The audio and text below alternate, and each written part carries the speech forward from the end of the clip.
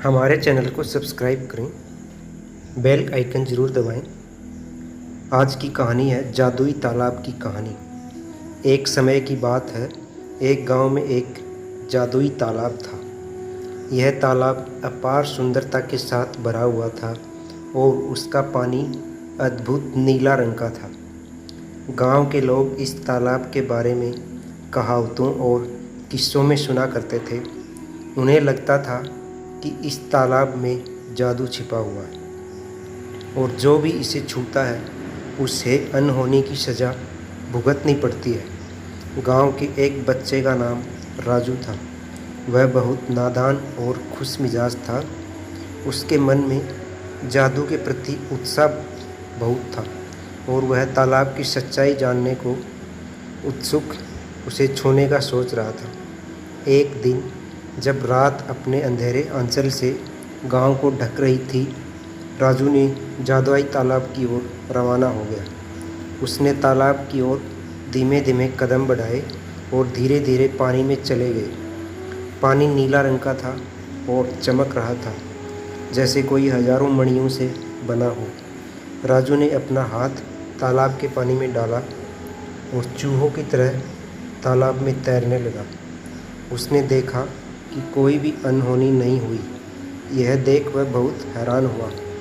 राजू ने तालाब के पानी को चखा और वह स्वादिष्ट और मधुर था। इसके बाद राजू ने अपने छोटे भाई को बुलाया और उसे तालाब में तैरते हुए देखने के लिए कहा। राजू और उसका भाई खुशी से झूम उठे और उन्होंने एक साथ तालाब में खेलना शुरू कर दिया। तब राजू ने देखा कि तालाब के गहरे पानी में कुछ सोने के तारे तैर रहे थे। वह उन्हें निकालकर देखने लगा और आश्चर्यचकित हुआ कि ये सचमुच में सोने के तारे थे। राजू को बहुत खुशी हुई और वह उन्हें अपनी जेब में रख लिया। दिन बीतते गए और गांव के लोग तालाब के बारे में राजू की कहानी सुनने के लिए आए। राजू ने सबसे कहा, यह तालाब जादू का नहीं है, यह तो सिर्फ एक सामान्य तालाब है। उसने अपनी जेब में सोने के तारे दिखाए और कहा, लेकिन मेरे पास तालाब से मिले जादुई सोने के तारे हैं।